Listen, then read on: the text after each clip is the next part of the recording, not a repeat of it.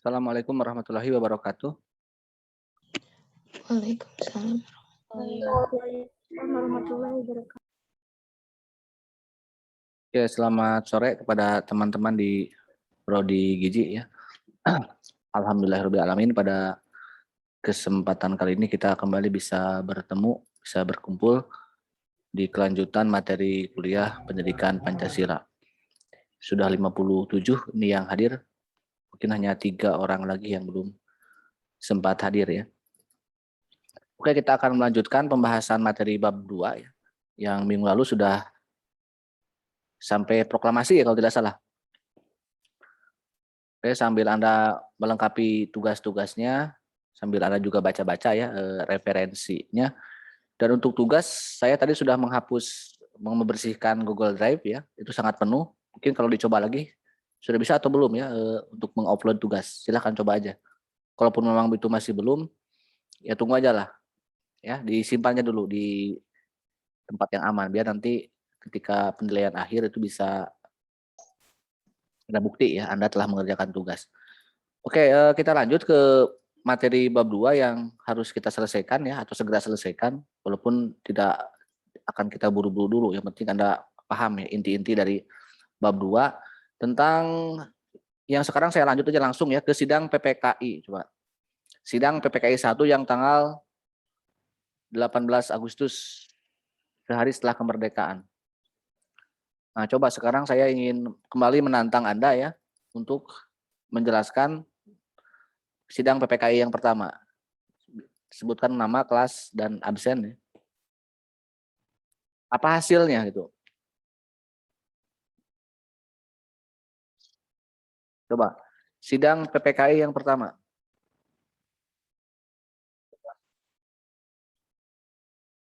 Karena ini yang masih berkaitan dengan proses perumusan dan pengesahan Pancasila. Siapa?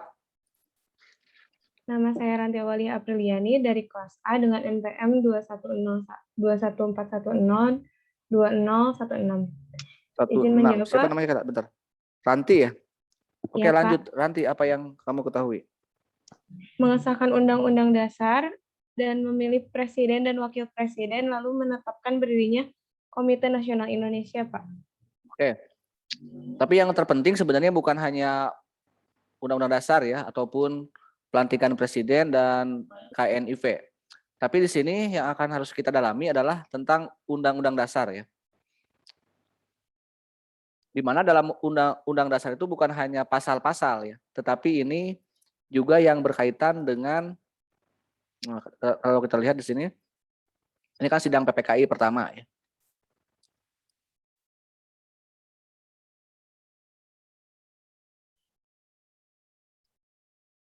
Sidang PPKI pertama. Betul tadi tentang pengesahan UUD 45,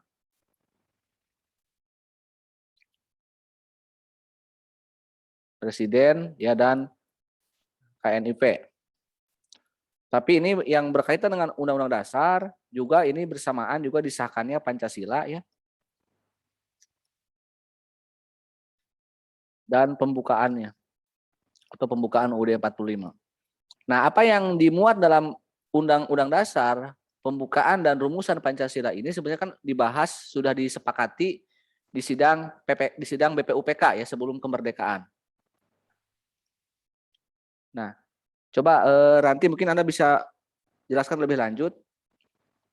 Kalau Anda mau tambahan poin, kira-kira hasil dari PPKI ini sama nggak dengan apa yang dibahas di BPUPK? Yang disahkan oleh PPKI itu.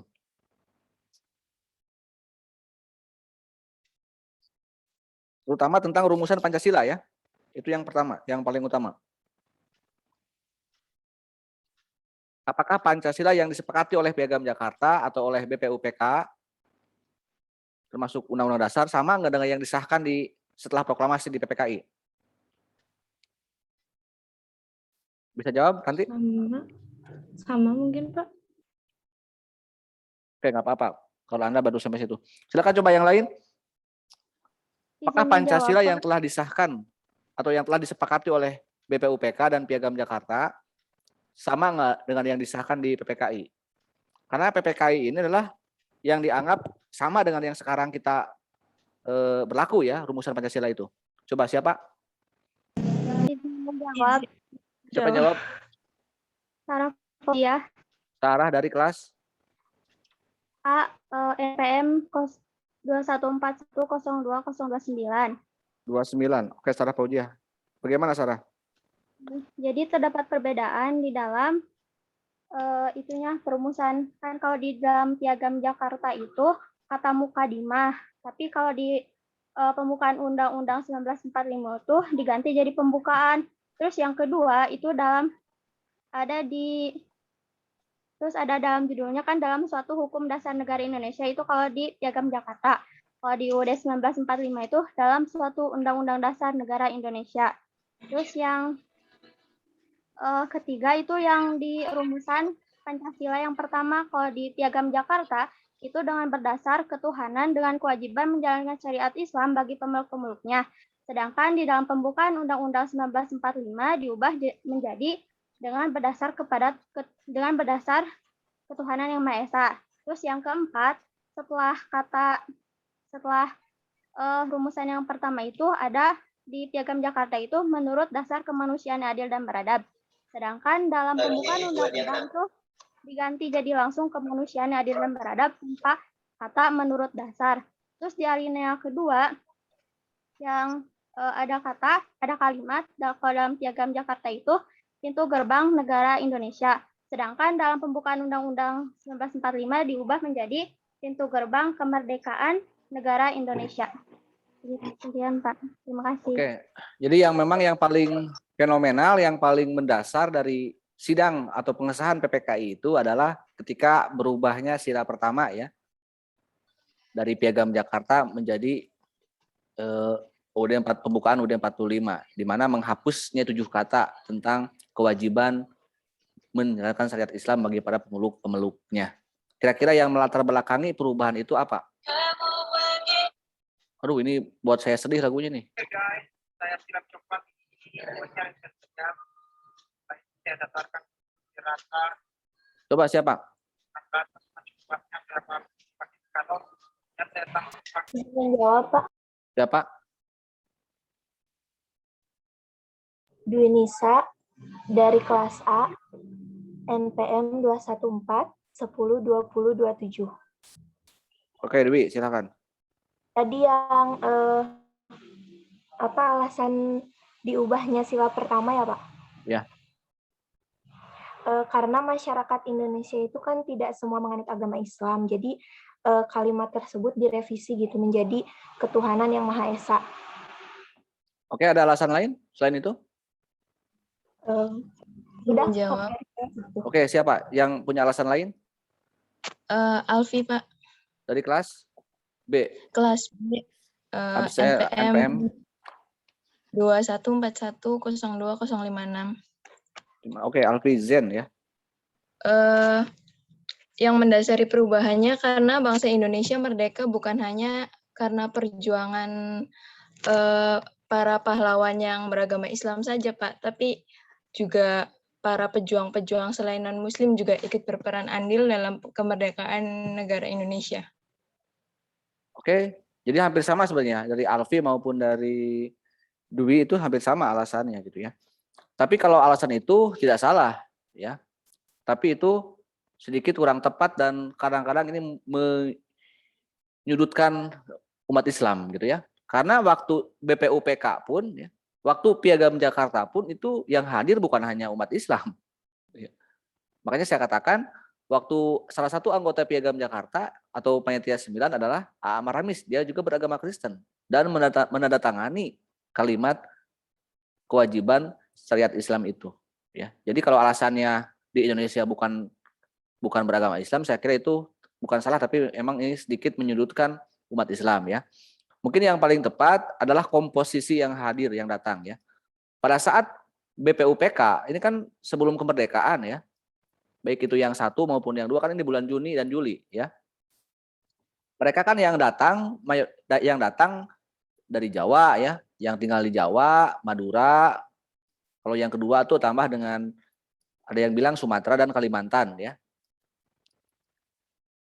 Setelah proklamasi, ini yang hadir bukan hanya Jawa, Sumatera, Kalimantan, tapi juga ada Sulawesi, ada Maluku, ya, Ambon, Nusa Tenggara, Bali, kecuali Papua, karena Papua ini beda lagi yang ceritanya kalau Papua.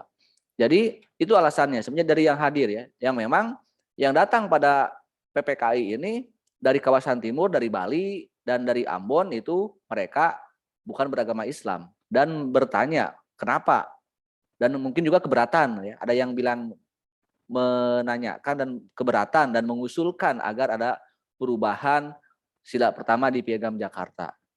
Apakah umat Islam menerima enggak? Tidak menerima sebenarnya ya. Agus Salim, tokoh-tokoh Islam, tokoh-tokoh Piagam Jakarta ingin tetap Piagam Jakarta bertahan. Termasuk Soekarno juga tidak mau lagi membahas karena agenda di PPK itu tinggal pengesahan. Adapun dibahas sudah selesai di BPUPK. Tapi ada proses musyawarah yang begitu luar biasa di sidang PPK ini dalam sehari ya. Kalaupun ada keberatan, bahkan ada perdebatan yang sengit antara Agus Salim dengan wakil dari Ambon, bahkan pernah mengancam kalau orang-orang timur ingin keluar dari Indonesia kalau seandainya tidak mengubah sila pertama. Dan Agus Salim bilang silakan kalau Anda mau keluar. Akhirnya Soekarno memberikan penjelasan lagi kalau orang-orang timur keluar dari Indonesia maka sama halnya dengan membatalkan proklamasi yang udah diperjuangkan dan udah dideklarasikan baru sehari seumur jagung berarti ya usia proklamasi itu. Sehingga dengan bujukan-bujukan seperti tokoh-tokoh nasionalis yang lain seperti Muhammad Hatta mencoba untuk mendekati umat Islam atau kelompok Islam untuk rela menerima penghapusan itu, dan pada akhirnya maulah umat Islam luluh ya dan mau menerima masukan dari golongan timur, dari orang Indonesia Timur yang bukan non-Islam. Sementara sebelum disahkan ada permintaan juga dari Wahid Hasyim ya agar kita tunggu dulu Ki Bagus Hadikusumo. Dia adalah tokoh Muhammadiyah yang masih dalam perjalanan dari Jogja ke Jakarta dalam kereta api itu saat itu. Dan ketika Ki Bagus sudah datang ke Jakarta dan ditanya Ki Bagus bahwa ada perubahan dari Piagam Jakarta untuk menghapus kalimat atau 7 kata itu, dan akhirnya Ki Bagus Hadikusumo mau ya dari wakil umat Islam mau untuk menerima apa yang ingin dirubah demi kemaslahatan ya, karena Islam menurutnya lebih mementingkan ukhuwah daripada syariah.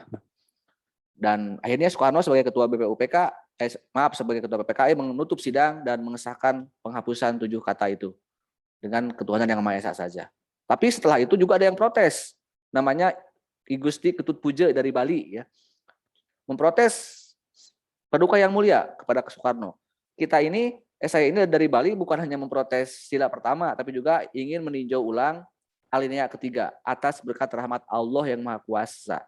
Karena dari Bali alasannya orang Bali bukan Allah Tuhannya, meminta untuk diganti menjadi ketuhanan yang Maha Esa saja. Tetapi Soekarno udah terlanjur ketuk palu, lupa dibahas karena saking kugirangnya mungkin yang paling capek kan di perdebatan sila pertama.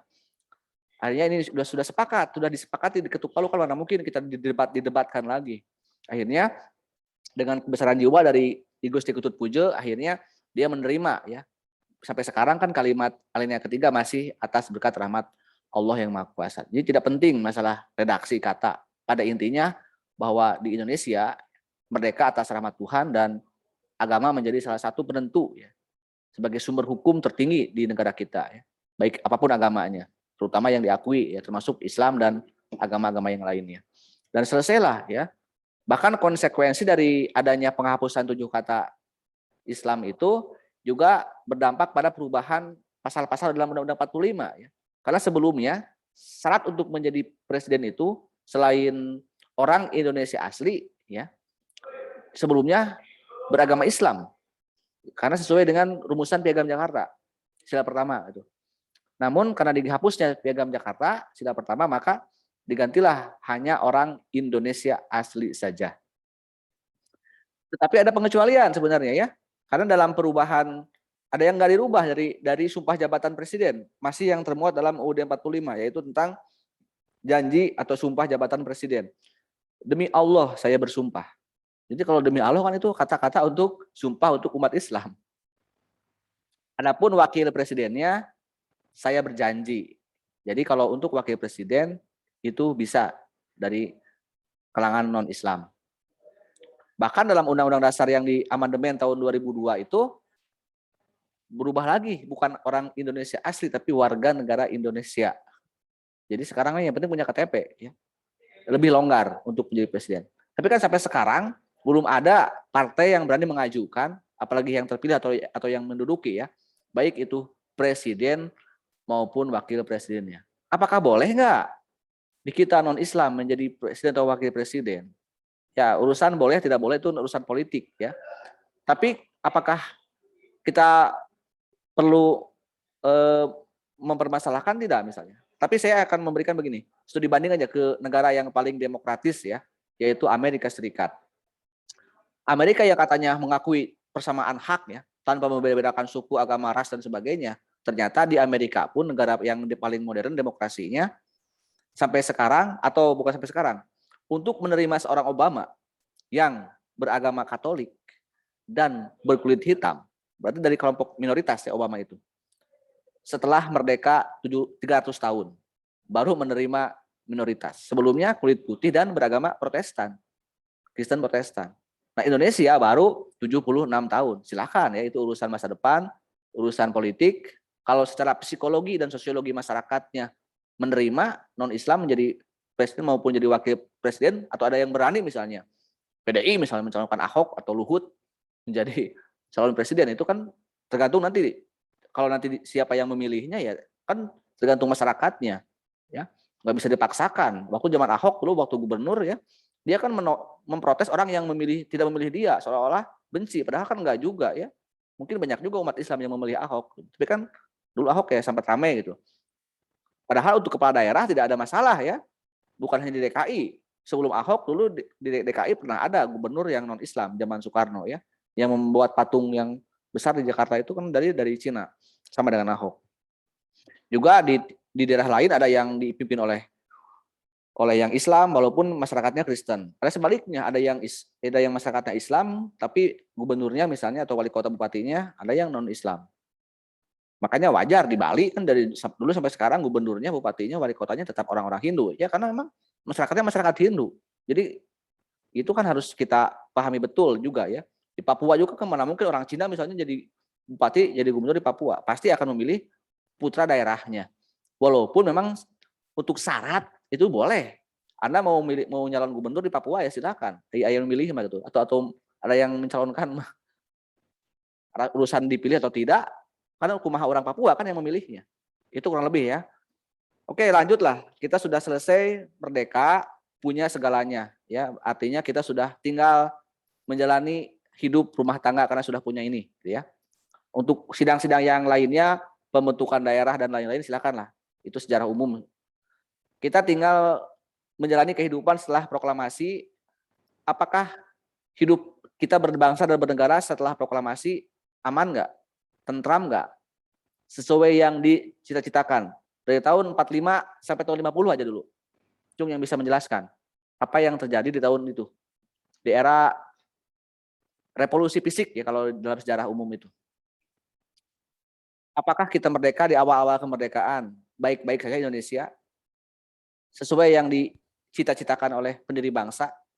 Tidak ada gangguan ya, hidup rukun, gemah ripah loh jenawi, baldatun thayyibatun waradun gofur. Cung. Izin menjawab, Bapak. Izin menjawab. Topo, oke, yang pertama kali saya dengar Sabila ya, betul? Iya. Sabila dari kelas? Jadi dari kelas B NPM 21 4 10 20 45.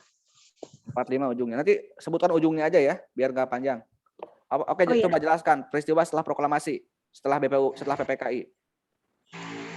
Jadi setelah sidang-sidang itulah ya, yang PPKI itu setelah itu kan ada era pasca kemerdekaan. Nah di situ Belanda ini datang lagi gitu ke Indonesia.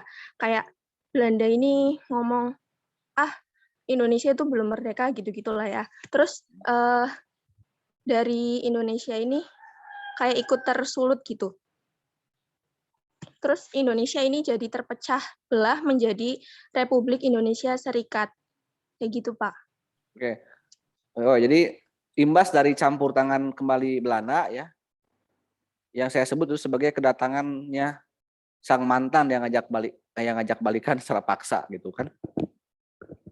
Mau nggak kita diajak balikan oleh Belanda?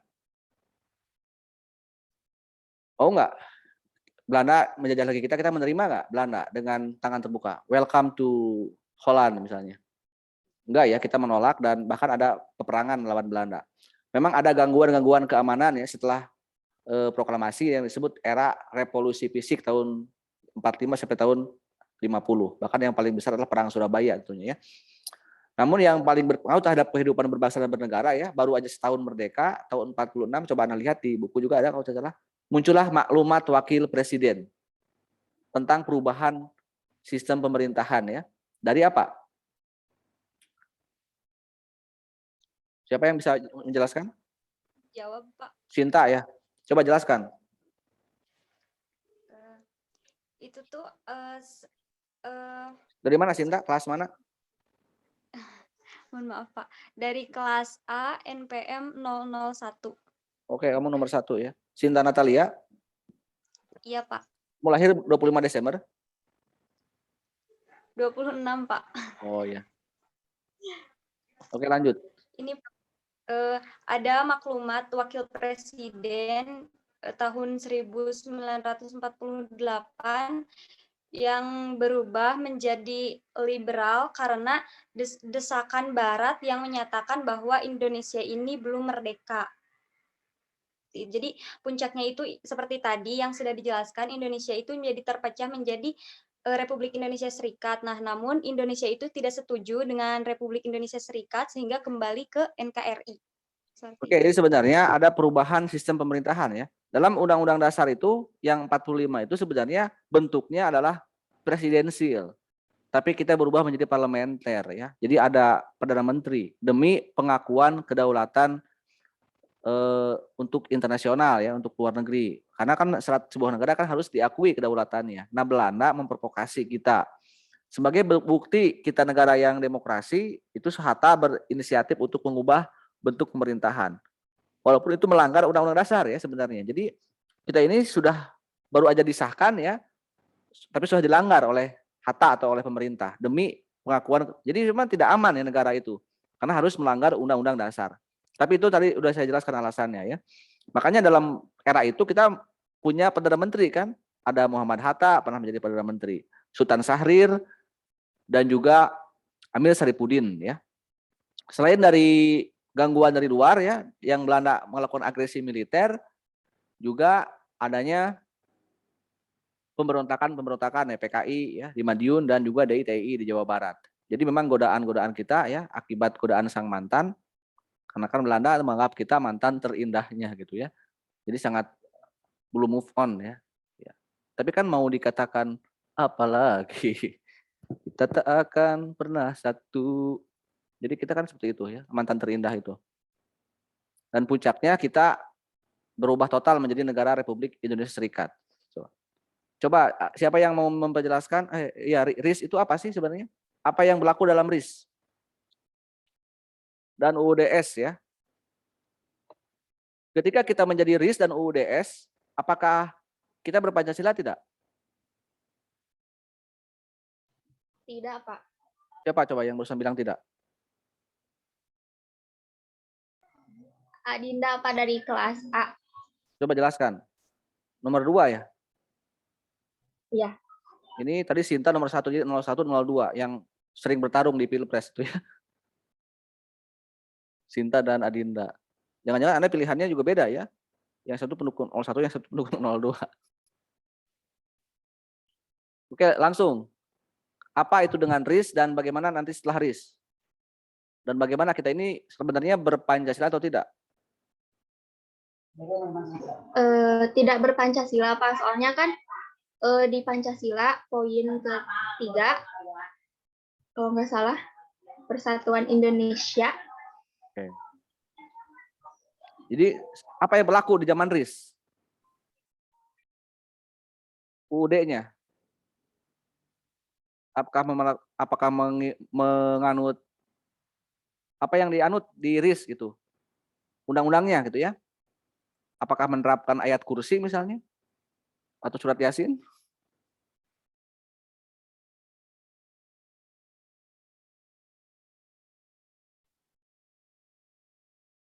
Ya harus ini ya, Dinda harus. Ya ini kan juga penting karena sering saya tanyakan juga di ujian ya. Apa yang berlaku zaman RIS? Maka Anda bilang tidak berpancasila ya. Apa yang berlaku di sana?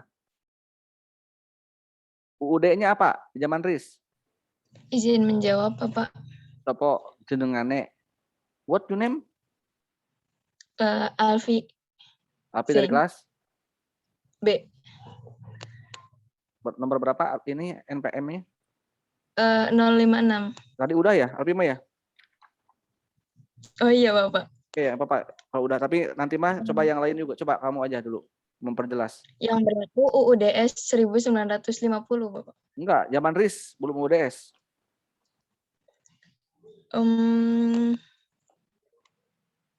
Izin menjawab, Pak.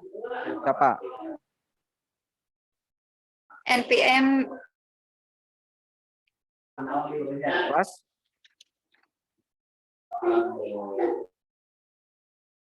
Siapa? zaman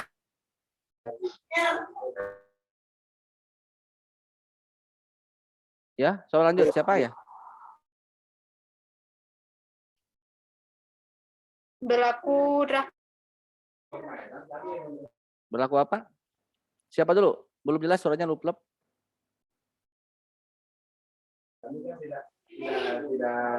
Atau coba tulis aja di chat ya, kalau suaranya kurang jelas. Apa yang berlaku di zaman RIS?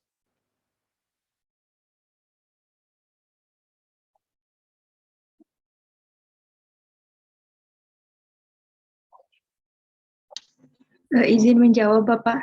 Sopo? Fadia Azahra, kelas A NPM 013. Apa yang berlaku di zaman RIS? Fadia ya? Betul, Pak. Budiman ya, silakan. Pada waktu itu berlaku draft Pancasila yang berisi yang pertama ketuhanan yang Maha Esa, kedua peri kemanusiaan, ketiga kebangsaan, 4 kerakyatan, 5 keadilan sosial. Itu apa dalam apa itu? Nama naskahnya. Yang berlakunya kan harus, kalau Fatima kan UUD 45, kalau zaman RIS apa gitu? Itu yang saya tanyakan. Dalam Konstitusi Republik Indonesia RIS. Konstitusi RIS ya. Berarti di waktu RIS kita memang benar-benar tidak lagi menjalankan pemerintahan sesuai dengan amanat proklamasi karena campur tangan Belanda. Karena RIS itu kan negara serikat ya. Kita negara kesatuan. Dan RI bagian dari RIS. Hanya Jawa Tengah, Jawa Timur, dan Madura ya, RI itu. Sementara Jawa Barat juga itu negara Pasundan. Jadi dipecah-pecah. Nah, berapa lama usia RIS? Budiman? Fadia? Usia RIS berawal dari tanggal 29 Desember 1949 sampai dengan 17 Agustus 1950, Pak. Setelah itu kita menjadi apa setelah RIS? Setelah RIS kita kembali menganut Undang-Undang Dasar apa? Sementara. Oh, ya, salah redaksinya. Setelah RIS kita kembali ke kesatuan, ke negara kesatuan, bukan lagi serikat, tetapi undang-undang yang dianutnya apa? Tahun 50. Izin menjawab, Pak. UUDS bukan, Pak, Undang-Undang Dasar Sementara. Mana? Bukan. Jawab atau jawab, jangan bertanya, kalimatnya kalimat jawaban. Malah tanya ke saya kalimat. Saya yang bertanya nanya deh. Sok ya kita tanya-tanya tuh. Coba ulangi. UUDS, Pak. UUDS apa? Lengkap, harus lengkap. Undang-Undang Dasar Sementara tahun 1950. Kenapa sementara? Apa makna sementara bagi Anda? Aku hanya pergi untuk sementara misalnya. Berarti harus bagaimana? Dan takkan kembali lagi padamu. Apa coba makna sementara itu? Berarti harus bagaimana ini logikanya? Kita kembali ke kesatuan tapi UUD-nya masih sementara. Berarti kalau begitu apa? Harus bagaimana UUD 50 itu? Dan nanti pada akhirnya akan ada pemilu gitu. Nanti harus bagaimana kan? Coba Adinda, kamu yang jawab harus lengkap jawabannya. Kalau sementara itu harus dibagaimanakan? Harus ini diganti. sementara dulu harus Harus diganti. diganti. Siapa penggantinya? Sang mantan tadi. Undang-undang dasar. Siapa yang Yang baru. bagaimana cara menggantinya? Nah, oke lah. Kita ini tahun 50 menggunakan UUD yang sementara. Karena sementara berarti harus ada penggantinya. Caranya adalah dengan ada lembaga yang mengganti yaitu MPR ya atau konstituante. Bagaimana caranya? Yaitu dengan adanya pemilu. Direncanakan tahun 50 tapi baru terlaksana tahun 55 pemilu pertama. Nah, pertanyaan berikutnya coba yang lain ya yang belum berkomentar. Silakan apa, bagaimana dan kapan pemilu 55 hasilnya dan dampaknya terhadap perubahan UUD. Benar enggak? Pemilu tersebut berhasil membuat sebuah lembaga yang membuat UUD yang baru pengganti UUDS.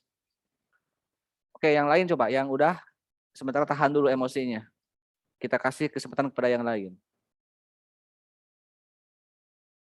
Ini bapak-bapaknya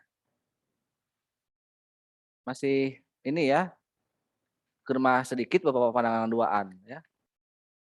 Coba, ada yang bisa menjelaskan pemilu 55? Izin menjawab.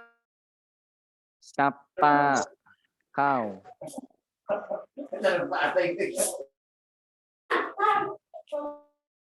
Adinda mah udah lain. Coba yang belum, yang mau. Pemilu 55 dan bagaimana dampaknya terhadap perubahan UUD 45. Benar nggak menghasilkan? Kapan itu dilaksanakan pemilu tersebut?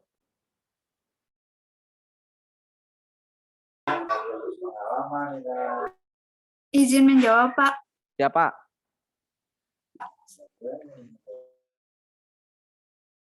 Siapa yang jawab? Coba langsung aja. Napa ya? Ya, 1955.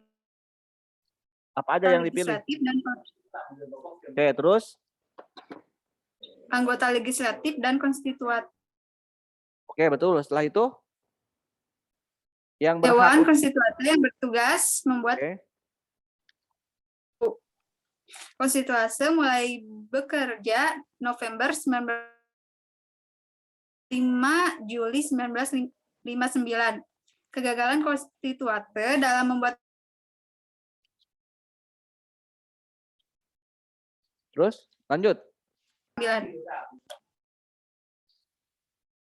Berarti kalau begitu bagaimana? Konstituante itu? gagal. Gagal atau berhasil? Membuat UUD yang baru? Oke, jadi ada kegagalan konstituante dalam membuat UUD yang baru ya. Nah, kira-kira apa yang menyebabkan konstituante gagal ya? Kan mereka itu agendanya membahas atau membuat UUD yang baru. Tapi kira-kira selama berapa tahun bekerja konstituante? Apa masih bisa melanjutkan nggak? Cuma dari Juli. Iya, dari bulan November ke bulan apa? 56 sampai 5 Juli 59. 3 tahun mereka itu bekerja ya untuk membuat UUD yang baru. Tapi yang dibahas oleh konstituante itu apa sebenarnya? Kok tidak gagal membuat UUD? Coba. Kalau Anda sudah menguraikan atau kalau Anda belum baca, kalau Anda sudah mendengar apa yang saya sampaikan dengan Pak Nana, dengan Pak Randi, itu sudah ada sebenarnya bocorannya ya. Kira-kira yang dibahas oleh konstituante itu apa? Apakah membuat seblak misalnya? Membuat batagor?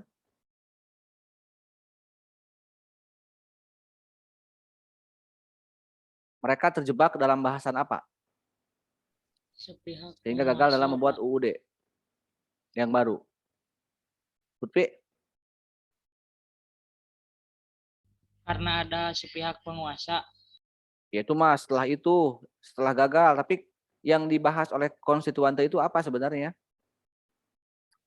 Anda tuntas nggak mendengarkan uraian saya? Di fase-fase dengan Pak Rani kalau tidak salah itu ya? Di bab itu. Kira-kira konstituante bekerja itu membahas apa? Kok tidak selama 3 tahun tidak berhasil membuat UUD? Padahal UUD 45 dibahas cuma seminggu kan, 10 sampai 16 Juli. Ini 3 tahun loh. Mereka ngapain aja? Siapa? Coba yang bisa bantu? Kira-kira mereka membahas apa kok mentok gitu? Izin menjawab, Pak. Siapa? Ihsanul Ihsanul Fikri. Fikri kelas B. Iya. Ya, apa? Membahas dasar negara. Ya, jadi mereka itu apa yang mereka bahas? Membahas dasar negara, Pak. Iya, kira-kira apa yang mereka dibahas? Kan dasar negara itu kita lihat, dasar negara itu dibahas 1 Juni, lalu dilanjutkan 22 Juni selesai sehari. Itu dasar negara di 45 ya. Bahkan 18 Agustus PPKI kan sehari. Ini 3 tahun. Mereka ngapain aja gitu. Betul. Kira-kira apa yang mereka bahas? Yang mereka pilih? Ingin apa dasar negaranya?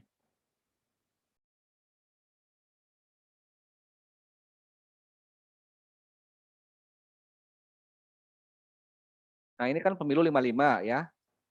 Ini pemilu yang paling demokratis karena banyak partai yang ikut. Hasilnya pemilu 55 ini ada 4 partai besar ya. Pertama ada PNI, ini partainya Soekarno ya. Yang kedua Masyumi, ini partai Islam terbesar. Dan suaranya di Masyumi dan PNI sama jumlah anggota dewannya di konstituante ya, kursinya.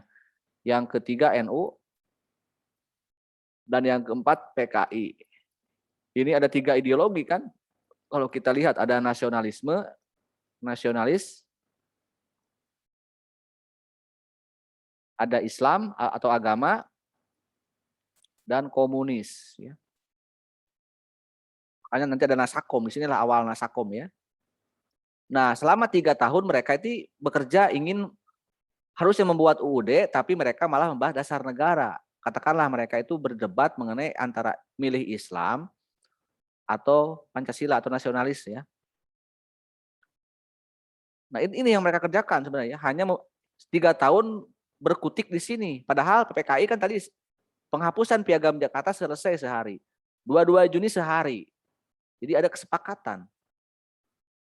Yang paling ramai di sini adalah perdebatan antara tokoh komunis, Aidit, dan tokoh Islam ya, Masyumi. Itu Natsir. 2 paham yang berbeda. Tapi mereka itu berdebat di ruang sidang ya. Di beberapa kisah mereka hanya berdebat di tempat sidang, di konstituante. Tapi setelah itu mereka bisa ngopi bareng, kalau istirahat bisa makan bareng. Jadi masih akrab. Walaupun berbeda ideologi, berbeda pendapat di dalam ruangan sidang. Itu pelajaran penting bagi kita ya. Kita mungkin kalau sekarang lihat berdebat, kalau sudah kalah ataupun kurang puas di ruang sidang, maka akan muncul di medsos ya. Atau yang kalah berkuasa lapor polisi, merasa ada pencemaran nama baik misalnya. Nah, ini mereka itu jiwa besar ya. Tapi sayangnya generasi 55 memang walaupun baik, hebat karena murni gerakan intelektual, tapi mereka gagal dalam menyepakati sebuah keputusan. Akhirnya tidak ada musyawarah dan coba untuk di voting ya. Dipilih suara terbanyak. Kalau seandainya ini di voting, ternyata hasilnya pun tidak ada yang menang ya. Tidak ada yang mencapai 2/3 ya. Jadi Masyumi ini satu partai ingin ini. Sementara Pancasila didukung oleh 3 partai ataupun nasionalis ya. Karena saya tidak memperdebatkan Islam dan Pancasila, tapi anggaplah ini nasionalis ya. Nah, akhirnya ini tidak ada kesepakatan. Kan mentok coba kan cara untuk membuat sebuah keputusan itu 2. Kalau pertama musyawarah, kalau buntu dengan musyawarah, ambil suara terbanyak. Tapi ini tidak ada keputusan. Itulah yang membuat Soekarno marah ya sebagai presiden, dan tanggal 5 Juli 59 keluarlah yang disebut dengan dekret presiden.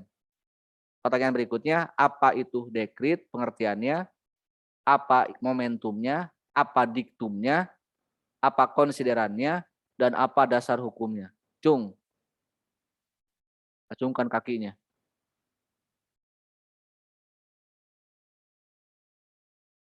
Tentang dekret presiden. Menjawab, Pak. Siapa?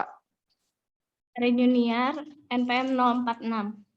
Oke, apa pertanyaan? Jawab pertanyaannya. Apa jawabannya? Dekrit adalah tindakan sepihak penguasa. Selanjutnya momentumnya karena negara dalam keadaan Oke, bahaya. sampai situ dulu ya. Lalu, Oke, udah. Tahan dulu, saya jelaskan dulu. Keputusan sepihak. Siapa yang dimaksudkan sepihak itu, penguasa itu? Presiden. Oke, jadi Soekarno membuat sebuah keputusan sepihak. Demi apa? Karena negara bahaya. Kenapa bahaya? Bayangkan ya, pemilu 55 itu membuat sebuah masa partai yang loyal. Dulu memang kenapa orang milih PKI? Karena dia ya benar sebagai konstituen PKI, sadar pilihannya, sehingga loyal kepada PKI. Sama memilih Masyumi juga karena dia loyal terhadap konsep Islam. Jadi tidak seperti sekarang mungkin kita milih partai karena artis, karena uang. Dulu ini sangat loyalis semuanya. NU ini kan PKI di Jawa Tengah ya, NU di Jawa Timur, Masyumi di Jawa Barat ya, di wilayah kita nih Priangan, dan PNI itu ini pecinta Soekarno ya, pendukung Soekarno yang sekarang mungkin diidentikan dengan PDIP kalau PNI itu. Tapi saya tetap memilih beda ya antara PDI dan PNI gitu. Nah, di tingkat elit di DPR atau di konstituante mereka gagal bermusyawarah. Padahal mereka orang-orang elit ya, orang-orang yang cerdas, berpikir cerdas. Sementara kalau kita sudah masuk ke masyarakatnya yang mereka berpikiran yang mungkin pendek, hanya penggemar saja, kalau ini sudah masuk ke masyarakat konflik ini, maka akan ada pertumpahan darah antar masing-masing pendukung partai karena gagal bermusyawarah. Sehingga itu bahaya negara, kata Soekarno.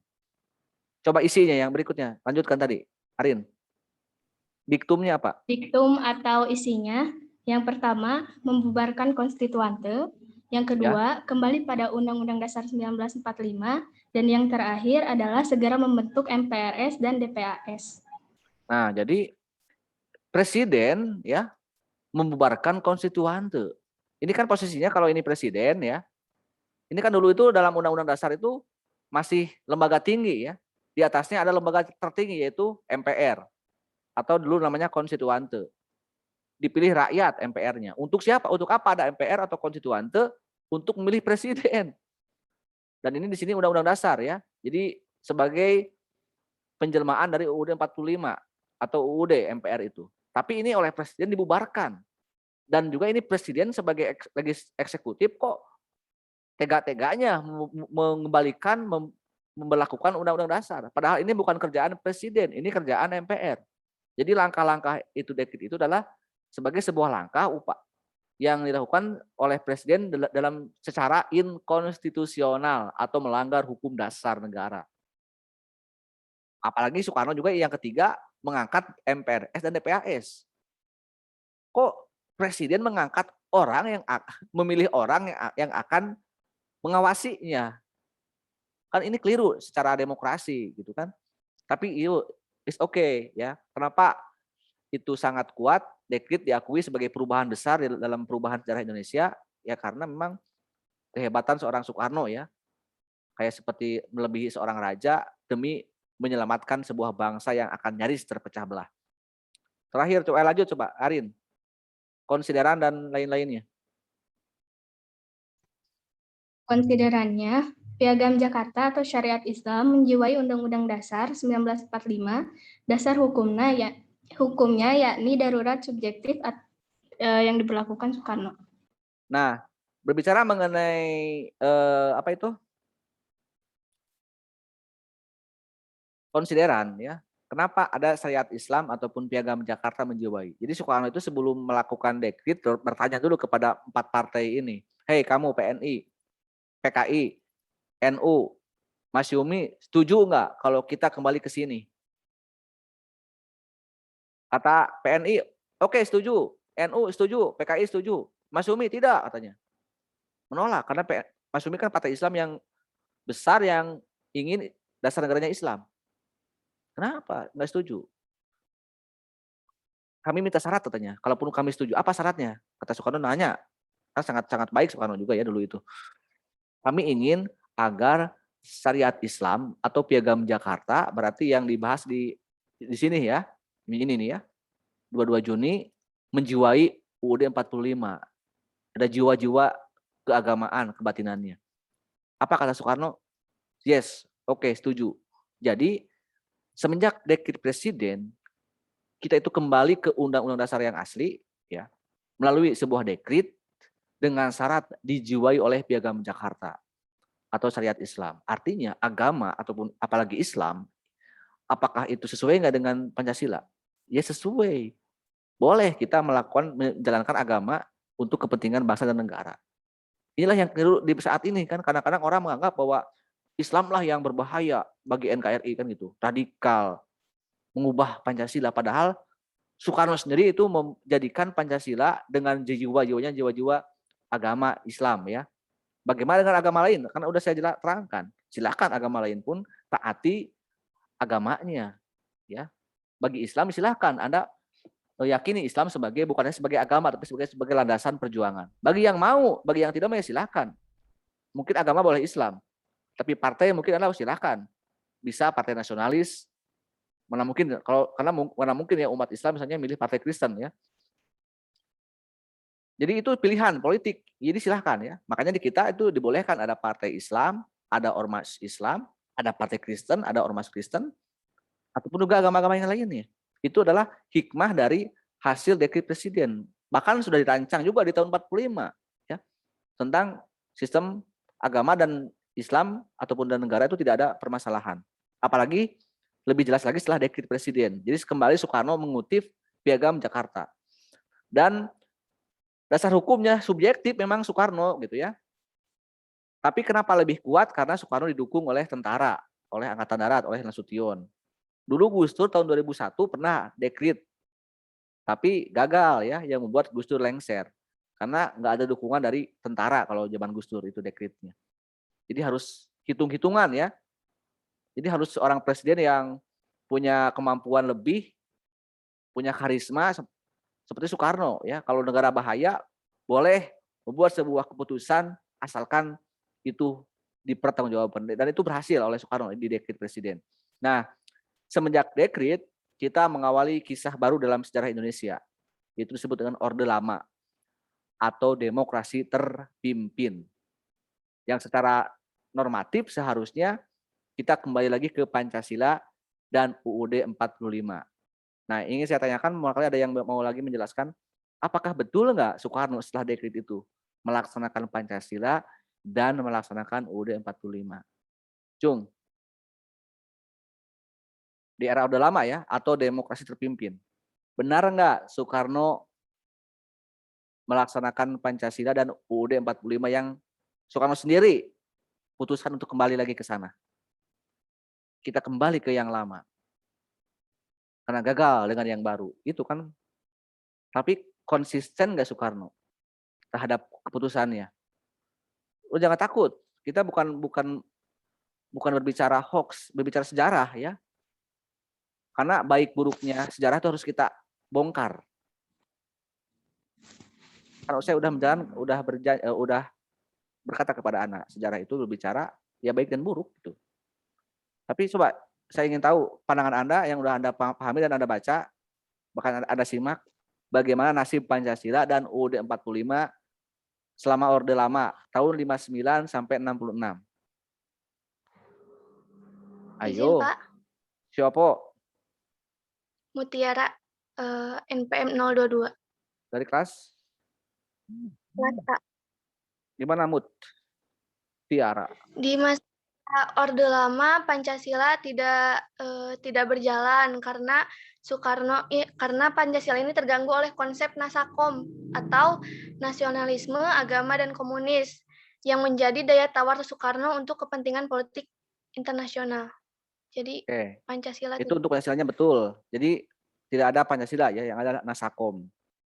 Kalau Anda lihat di sini nih, Nasakom ini sebenarnya selain karena hasil pemilu 55 ya, ini kan kekuatan yang besar. PNI, nasionalis, agama, Masyumi, NU, dan PKI. Kalau ini disatukan dalam sebuah negara, maka ini akan berhasil menjadi negara yang ditakuti oleh dunia. Betul, di dunia kita dapat pujian, tapi di dalam bubuk ya buruk gitu kan. Mana mungkin menyatukan antara agama dan komunis, Islam dan komunis. Bahkan yang paling dirugikan saat itu adalah umat Islam ya, atau Masyumi dibubarkan. Dan PKI semakin berselancar bebas di era demokrasi terpimpin atau Orde Lama. Tapi itu Pancasilanya ya. Sekarang bagaimana UUD 45-nya? Coba Mutiara, sedikit lagi jelaskan. Bagaimana UUD 45-nya? Benar nggak berjalan oleh Soekarno?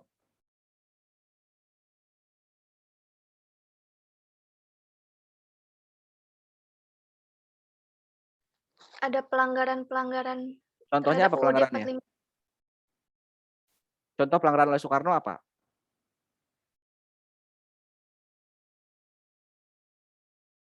Nggak apa-apa, sebutkan aja, jangan takut. Saya bukan anak Soekarno, tenang aja. Saya juga bukan cucu Soekarno. Nggak akan saya bilang-bilang ke Soekarno, tenang aja. Nggak akan saya laporin ke Megawati kok.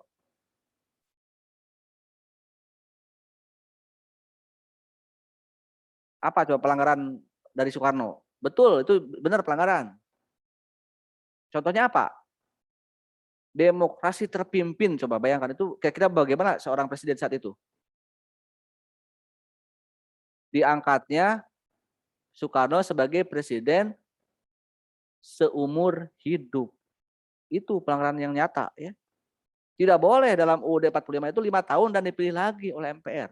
Tapi ini MPR malah mengangkat Soekarno menjadi orang atau menjadi presiden seumur hidup.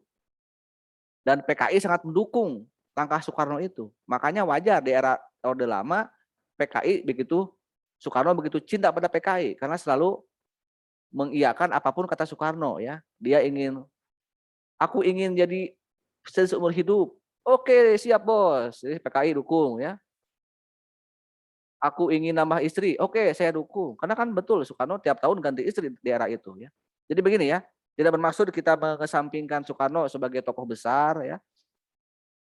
Sebagai the founding fathers, sebagai perumus penggali Pancasila, oke. Kita boleh mengakui itu. Karena dari usia muda sampai usia matang Soekarno berjuang, anak SMP mungkin usia SMP dia sudah berpikir tentang negara dan bangsa, bahkan sampai merdeka.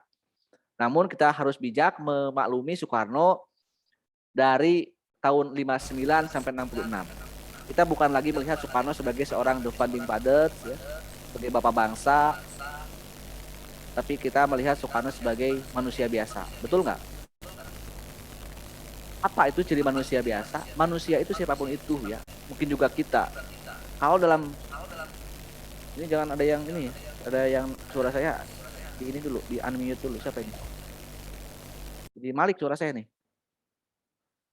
Oke. Jadi kalau manusia biasa itu kalau diberi kekuasaan maka akan ingin selama-lamanya berkuasa. Dan mungkin juga capek Soekarno itu ya. Dia ingin di masa tuanya ingin lebih dimanusiakan gitu ya, ingin lebih dispesialkan. Walaupun itu tadi melanggar Undang-Undang Dasar maupun membuat rakyatnya terpecah belah ya. Karena lagi manusia tidak ada yang sempurna ya. Jadi itu harus kita pahami ya. Sejarah memang mengatakan itu era keburukan Soekarno. Tapi kan mau bagaimana lagi, orang keburukan Soekarno di era itu ya, di era Orde Lama itu tertutup oleh kebaikannya yang lebih besar di era-era sebelumnya. Jadi oke ya. Jadi harus bukan berarti kita ini kok Soekarno seperti itu ya. Iya betul gitu. Soekarno tidak selamanya lurus gitu kan. Karena ada nafsu-nafsu pribadi ya, harta, tahta dan wanita mungkin yang sebagai ya manusia biasa yang saya katakan seperti itu.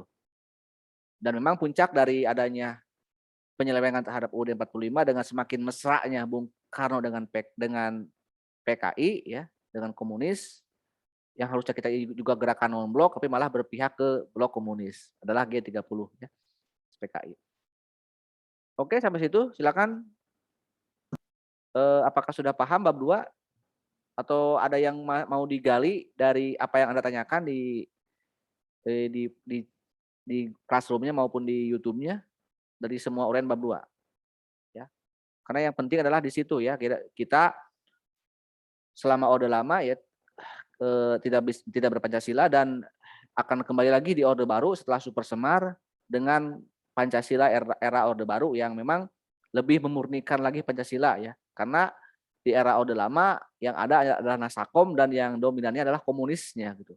Sehingga Orde Baru sangat membumikan Pancasila. Walaupun memang Orde Baru pada akhirnya jatuh juga ya. dan membawa Pancasila pun terpuruk ya, ketika Orde Baru dan Pak Harto terpuruk, sayangnya Pancasila pun ikut terpuruk sehingga dijauhkan dari bangsa dan negara di reformasi. Bahkan dalam buku Profesor Kailan itu dianggap bangsa Indonesia saat ini sedang menenggelamkan ideologinya sendiri ya. Oke, silakan. Ada yang mau dibahas, digali dari yang sudah Anda tanyakan, yang belum saya jawab di urian-urian barusan ya, atau di urian-urian sebelumnya. Sebutkan nama, nomor kaos kaki, dan lain-lain.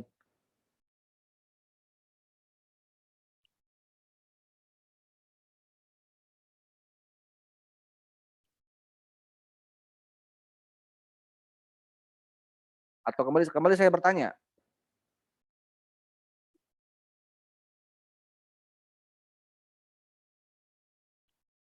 Coba mengulang. Izin bertanya, Pak. Oke, siapa namanya? Siti Fauzia, NPM 2141020017. Kelas? Kelas A. Oke, Siti, apa pertanyaannya? Yang di pembahasan edisi khusus yang komunis di Indonesia, kan Ya. di situ dijelaskan mengenai SI. Apa sih Pak SI itu dan mengapa SI itu menjadi SI merah dan SI putih? Oke, SI itu adalah organisasi pertama di Indonesia yang memimpikan Indonesia merdeka ya. Syarikat Islam namanya SI itu. Catat ya. Itu didirikan oleh Cokro Aminoto dan itu adalah kakeknya dari Maya Estianty ya, tahu kan Maya Estianty, mantan istrinya Ahmad Dhani ya. Dari mana Maya Estianty itu punya kakek Cokro Aminoto? Dari mantannya Soekarno. Nah, Soekarno itu waktu sekolah di SI menikahi anak Cokro namanya Utari. Nah, Utari itu diceraikan oleh Soekarno ketika Soekarno menikahi Ibu Inggit di Bandung, ibu kosnya. Dan memang belum sempat punya keturunan dari mungkin Soekarno masih muda, masih 17 tahun ya, Utari masih 15 tahun, masih ABG tapi mungkin masih labil, dan Soekarno menceraikan baik-baik Utari sebelum punya keturunan dan menikah dengan orang lain, Utari itu, dan pada akhirnya Utari punya anak dan punya cucu yang namanya Maya Estianty ya. Maya Estianty itu nikah dengan Ahmad Dhani, punya anak Al, El, dan Dul. Ahmad Dhani nikah lagi dengan Mulan Jamela. Kok tadi salah ya, jadi masa Ahmad Dhani. Tahu kalau Ahmad Dhani mah ya. Nah, Syarikat Islam itu punya 3 murid ya, yang paling terkenal. Pertama adalah Soekarno, murid Cokro itu ya. Yang kedua adalah Musso, dan yang ketiga adalah Kartosuwiryo. Nah, ketiga tokoh itulah yang berperang melawan Soekarno akibat perbedaan pendapat, atau kalau Musso kan cemburu pada Soekarno. Soekarno jadi presiden, Musso mah baru pulang dari Soviet dan cemburu teman kosnya sudah menjadi presiden dan muncullah pemberontakan PKI Madiun. Jadi ada dendam pribadi sebenarnya ya, selain dendam ideologi. Nah, PKI itu kan lewat ISDP ya masuknya oleh Snevely, orang Belanda berpaham sosialis. Kurang mendapatkan simpati dari kalangan muda. Nggak suka gaya komunis orang-orang Indonesia itu.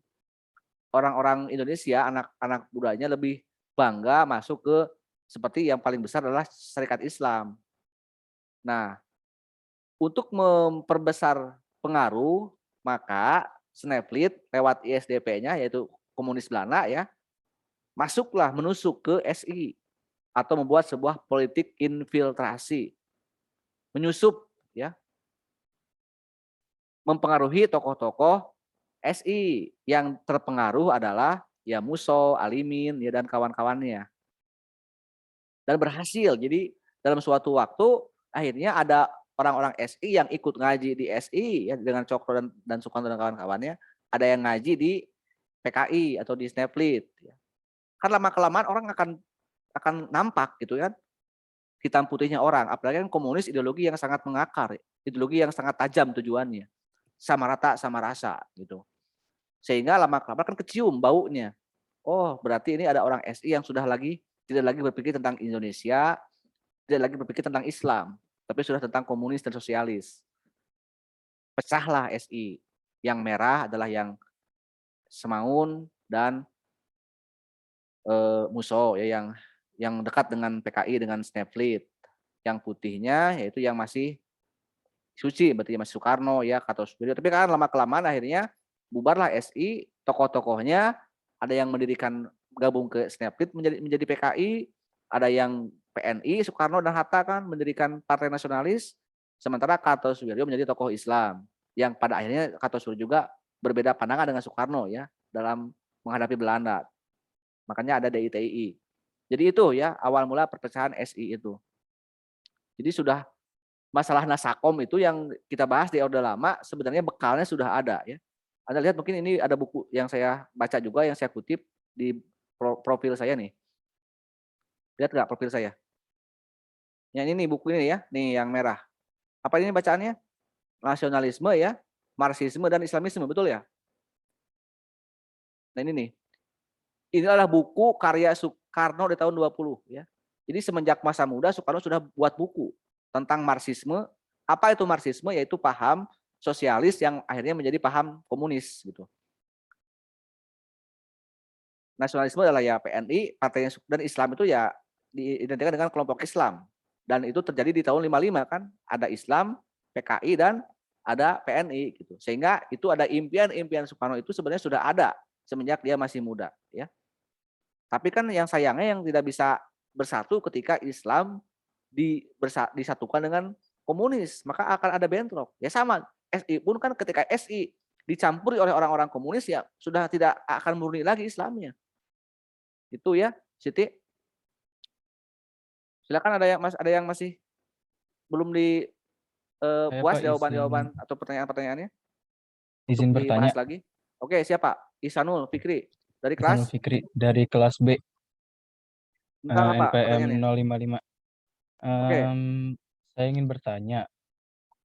Saya tuh pernah membaca di sebuah web yang menyebutkan bahwa Badan Intelijen Amerika Serikat CIA itu menyebutkan bahwa dalang dari G30 SPKI ini adalah Soeharto. Ya. Nah, apakah hal tersebut benar? Terus kalau misalnya benar, apa sih tujuan Soeharto itu sampai menjadi dalang G30 SPKI tersebut? Nah, ini yang menarik ya, Terima karena kasih. ini menjelang tanggal 30 September, akhir September ya. Jadi bulan-bulan di mana kita peringati sebagai bulan kegentingan ataupun ya kita memperingati sejarah yang tidak baik tapi harus kita ambil hikmah dan pelajarannya. Memang ada beberapa versi ya. Setelah reformasi bukan hanya satu versi tapi mungkin ada 4 atau 5 versi. Siapa sebenarnya aktor di balik pembunuhan jenderal itu. Bahkan yang sampai pada akhirnya kalimatnya bukan lagi G30 SPKI tapi hanyalah G30S tanpa PKI ya. Yang seolah-olah PKI pun tidak terlibat dan tidak bersalah. Nah, salah satu versi adalah yang Anda sebutkan. Jadi itu hanya salah satu versi tentang keterlibatan CIA dan tentang keterlibatan Soeharto. Apa alasannya Soeharto bisa terlibat? Pertama, Untung itu yang menjadi komandan batalion Cakrabirawa di malam eksekutor itu adalah anak buahnya Soeharto di Pangdam Jaya, di divisi di Penegoro. Jadi Soeharto pernah menjadi panglima ataupun kepala tentara ABRI di Jawa Tengah di kampung halamannya sebelum ke Jakarta ya. Dan anak buahnya adalah Untung. Pada saat operasi pembebasan Papua Barat, Soeharto sebagai pemimpinnya dan Untung sebagai anak buahnya. Ada kedekatan ya antara Soeharto dan Untung. Kemudian juga di saat malam itu konon katanya Soeharto juga di mana itu Soeharto ada. Dan rumah Soeharto itu kalau pulang ke rumahnya dari kantor ke rumahnya itu lewat lubang buaya ya. Itu juga ada. Dan kenapa kalau memang targetnya adalah tentara dan jenderal-jenderal tinggi di Panglima Angkatan Darat, kenapa Soeharto tidak diculik? Padahal Soeharto sedang ada punya jabatan tinggi juga sebagai Pangkostrat ya saat itu. Jadi itu kenapa bisa selamat sementara yang lainnya termasuk Ahmad Nasution yang tidak berhasil dibunuh tapi masih terdaftar sebagai target PKI atau target dalang itu. Kenapa Soeharto tidak ya? Itu jadi versi itu orang pasti akan membuat yakin bahwa Soeharto adalah mencari peran dalam kesempitan ya. Jadi yang bertarung batur orang lain ya, PKI dan mungkin Untung dan tentaranya, sementara Soeharto bermain aman dan dia akhirnya menjadi presiden. Itu sangat logis alasan-alasan itu. Ya. Itu kalau versi itu silakan Anda mau percaya yang mana, gitu kan? Coba itu paling ya Isanul, kalau versi PKI misalnya, kenapa misalnya Orde Baru dan sampai sekarang pemerintahnya sudah berganti-ganti, tidak pernah ada larangan ataupun tidak ada yang pernah mencabut larangan PKI sebagai partai terlarang kan?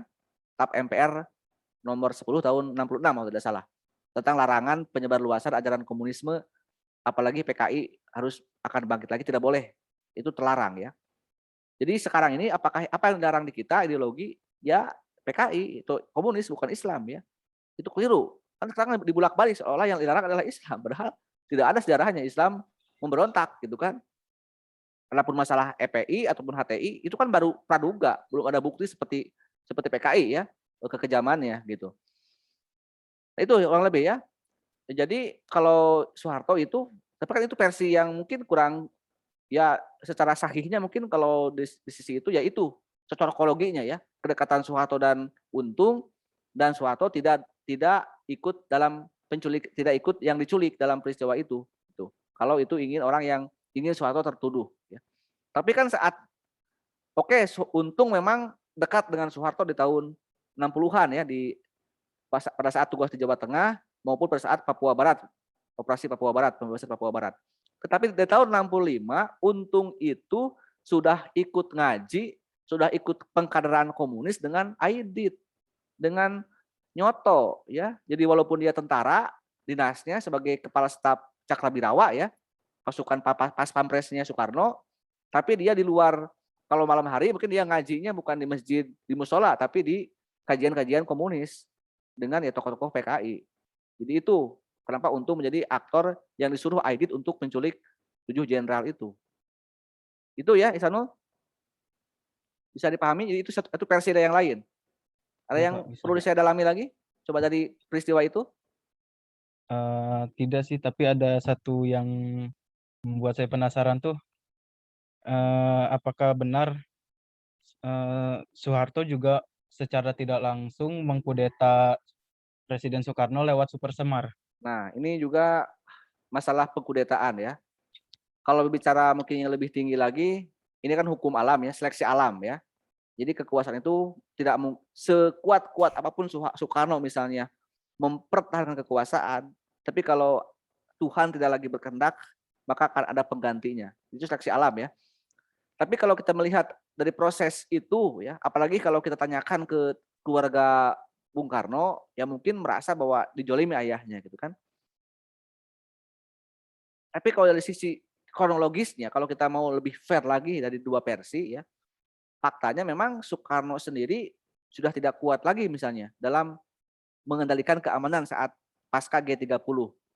Sehingga membuat sebuah surat itu, dan itu ada faktanya. Karena dalam beberapa pidato Soekarno ya, setelah 65, setelah G30, ada banyak pidato Soekarno di YouTube, coba Anda cek, pidato Soekarno tentang Super Semar di hadapan Soeharto, tentang bagaimana kejelasan dari Super Semar. Jadi Soekarno sendiri itu mengakui itu dibuat dengan sadar ya, karena di hadapan publik berbicaranya. Walaupun beberapa orang mengatakan bahwa dipaksa, ditodong supaya buat surat gitu. Ada yang bilang seperti itu. Tapi kan dalam beberapa forum-forum menjelang kejatuhan Soekarno mengakui sendiri bahwa itu adalah upaya Soekarno memberikan pelimpahan keamanan ya kepada Soeharto untuk mengendalikan negara yang sedang kacau gitu kan. Itu sebenarnya ya pesannya. Tapi mungkin juga kudeta yang halus dari Soeharto. Nggak langsung dibunuh atau langsung direbut. Tapi perlahan kan. Super Semar dulu kan. Perlahan Soeharto menyingkirkan orang-orang Soekarno di MPR kan betul. Orang-orang yang pro Soekarno disingkirkan oleh Soeharto. Jadi halus. Ketika LPJ Soekarno di tahun 67 itu atau 68, tepatnya saya juga kadang-kadang beda-beda sejarahnya. Kan Soekarno itu diminta pertanggungjawaban oleh MPRS ya tentang peristiwa Gestapo. Mungkin saja di orang-orang di MPRS sudah banyak orang-orang yang pro Soeharto. Karena udah nggak ada PKI kan, PKI sudah nggak ada saat itu, sudah pada kabur ya anggota-anggotanya. Di masyarakat kan sudah saling membunuh, balas dendam ya. Yang awalnya dibunuh oleh PKI, maka terbalik yang terlibat PKI itu dapat balasan dari rakyat yang dulu dibunuh sadis oleh tokoh-tokoh PKI ya di masyarakatnya. Sehingga itu kacau negara kita saat itu di tahun 60, 67, 68 ya. Nah, pada saat itu Soekarno dimintalah LPJ atau laporan pertanggungjawaban di hadapan MPRS. Secara politik mungkin sudah banyak orang-orang yang tidak pro Soekarno lagi saat itu ya, karena Soeharto cerdas ya perlahan mengkudetanya. Dan akhirnya jawaban Soekarno itu tidak memuaskan MPRS ya. Diminta bagaimana pendapat saudara presiden tentang G30 dan Soekarno hanya jawab dengan itu hanyalah riak kecil dalam samudra. Iya, masalah kecil kata Soekarno. Itu kan tidak puas masyarakat.